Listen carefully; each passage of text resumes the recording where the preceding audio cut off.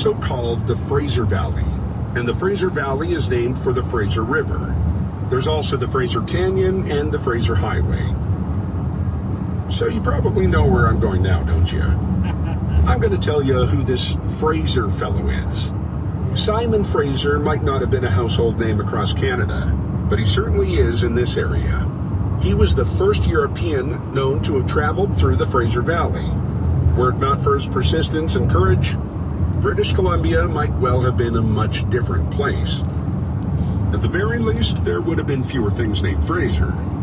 Fraser immigrated to Canada from the United States in 1784. He became a principal director of the Northwest Company. That was the direct competitor of the more famous Hudson Bay Company in the early times of the fur and trading business. He was asked to finish exploring a route across Canada to the west coast. Fraser undertook his mapping expeditions of the Fraser River between 1805 and 1808. He managed to complete the dangerous job, which had been left unfinished by Alexander Mackenzie, another explorer and Fraser's predecessor. To map the river, Fraser had to deal with intense terrain, including thundering waterfalls, boiling rapids, sucking whirlpools, and treacherous cliffs. Often, it was just as difficult to pull the canoes out of the water and walk around the terrain features as it was to simply make a sign of the cross and head through the obstacle on a wing and a prayer.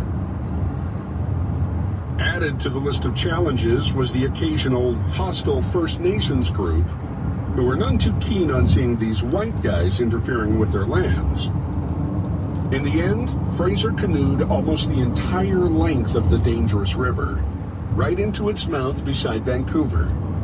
Despite his incredible feat, Fraser wrote of being extremely disappointed for not reaching the Pacific Ocean. At the time, he had no way of knowing that he had reached the Pacific.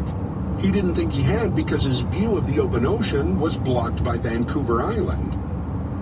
Fraser was said to be gifted with unusual physical endurance and courage, and he remained calm and resolved when facing dangers and difficulties.